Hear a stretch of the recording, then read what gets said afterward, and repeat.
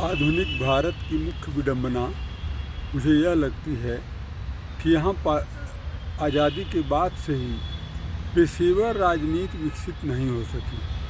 पेशेवर राजनीति से मेरा आशय प्रतिस्पर्धात्मक राजनीति से था।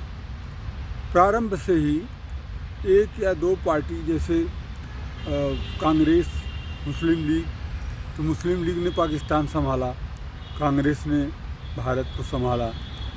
तो इस तरह से एक देखा जाए तो एक ही पार्टी का वर्चस्व रहा है और कोई चुनौती नहीं थी दूसरी पार्टियों की। जनता जो है इन्हीं दो पार्टियों के साथ थी और ऐतिहासिक कारणों से भी थी।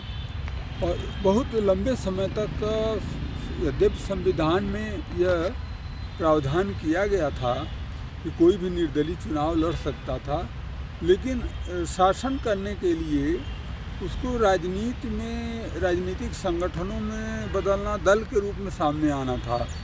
व्यक्ति के रूप में कोई दावेदारी नहीं कर सकता था। उसे एक तरह से देखा जाए तो वह पहले जनता का ध्रुवीकरण करेगा या जनता का ध्रुवीकरण जनता को विकेंद्रीकृत ढंग से बिना कुछ आश्वासन के जीतने दिया जाए और वह संसदीय क्षेत्र में विधान सभाओं में अलग अलग लोगों को राजनीति में अपने नेतृत्व के लिए आगे निकालेगी। उसके बाद फिर उनका ये दायित्व है कि वह फिर अपने जीते हुए लोगों में से वो फिर चुने। फिर उनका भी दायित्व है कि वह किसे बनाते हैं।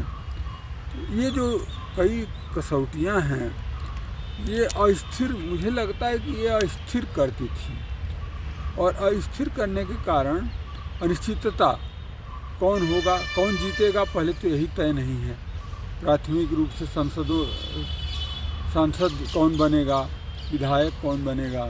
उसके बाद विधायक बन भी गए तो फिर एक वहाँ से आगे बढ़े तो फिर वो उनको उतना समय नहीं मिलता कि वह जनता को जिस तरह से उन्होंने जीतने के लिए जितना समय दिया है उसी तरह नेतृत्व के लिए भी समय दें, फिर उससे आगे बढ़ें और दूसरे विधायकों को वो संतुष्ट कर सकें, उनको बताएं कि हम क्यों योग्य हैं, क्या चाहते हैं।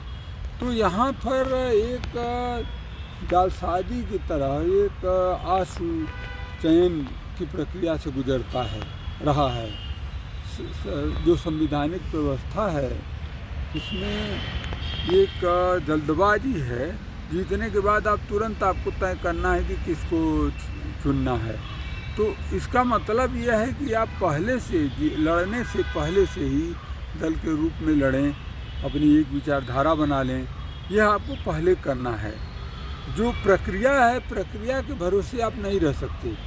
तो यह एक बहुत बड़ी कमी है और इसके कारण फिर उसका शॉर्टकट ये निकला कि एक घराना तय करने लगा कि कौन एक पार्टी के भीतर की कौन प्रधानमंत्री बनेगा, कौन नहीं बनेगा।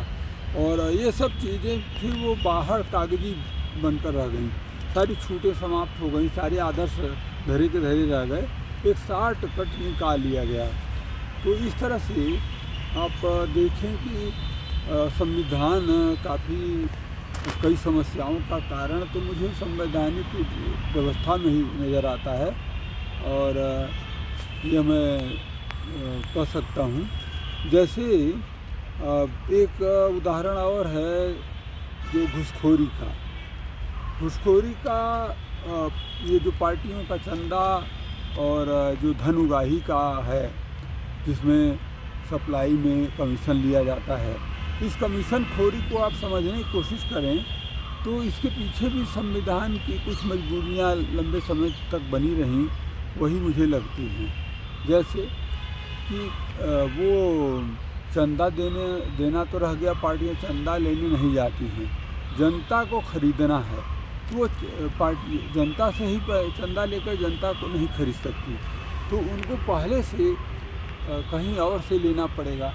तो इस तरह से वह फिर एक भ्रष्टाचार का चक्र शुरू होता है और चूँकि कांग्रेस ही लंबे समय तक शासन में थी, तो उसने ऐसा नियम नहीं बनाया कि जो दल हों, राजनीतिक दल हों, उनको टैक्स के भीतर ही ऐसा प्रावधान हो कि उनको मिलता रहे।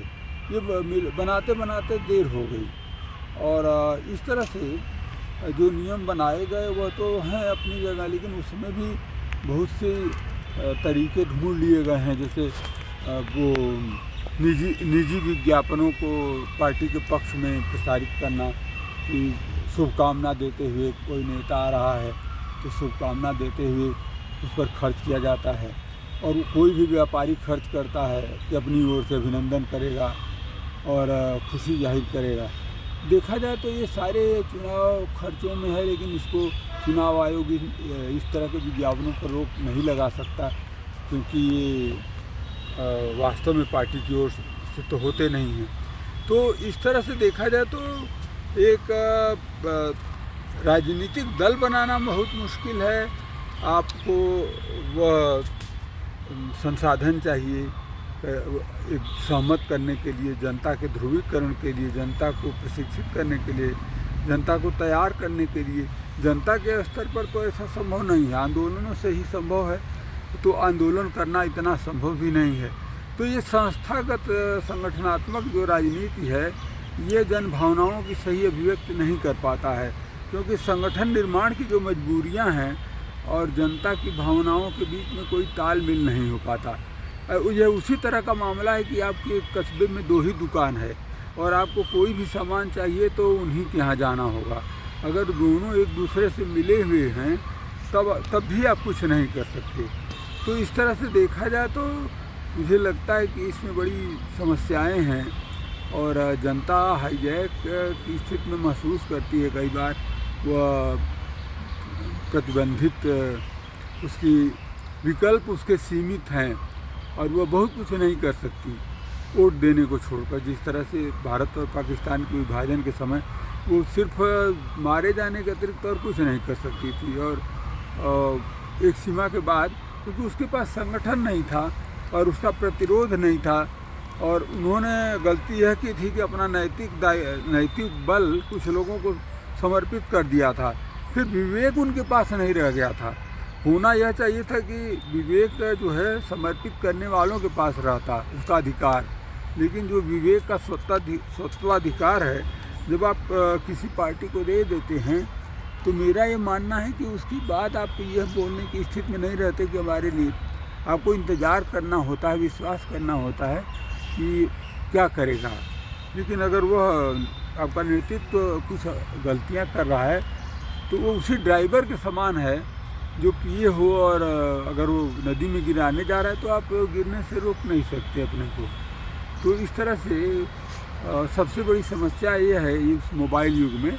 मुझे यह लगता है कि जैसे मोबाइल से जब वो UPI और पैसे का आदान प्रदान हो सकता है, तो ये 5 वर्ष के लिए जो चुनाव होते हैं उनको बंद करके सतत क्षण के लिए उनकी रेटिंग की जाए, और जनता को यह अधिकार रहे कि कभी भी बहुत गलत जा रहा हो तो अल्टीमेटम दे सके। कम से कम मोबाइल के माध्यम से ही चुनाव आयोग का कोई ऐप हो, उसके माध्यम से, उसमें आधार वगैरह के माध्यम से जाए और वह उसको वोट मान लिया जाए कि हम नहीं, अगर नहीं चाहता है वह कि हमको ये सरकार चाहिए, तो या सरकार गलत कर रही है, मैं अपना समर्थन वापस, तो जनता को भी यह अधिकार मिले कि समर्थन वापस लेने का, क्योंकि उसके बिना सब धोखाधड़ी है।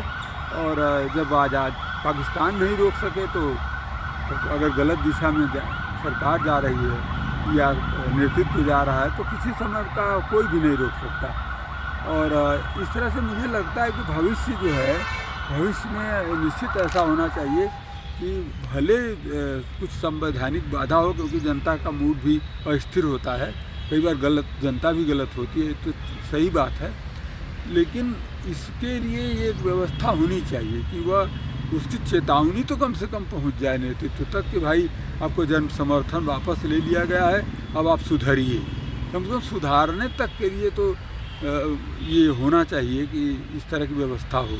और इसे एटीएम ये जो बैलेट वो चुनाव के लिए जो जो व्यवस्था है उसमें धोखाधड़ी की बातें जो उठ रही हैं वो भी प्रश्न नहीं रह जाएगा। और आज मैं इन्हें यहीं समाप्त करता हूँ। फिर बातें होंगी। धन्यवाद।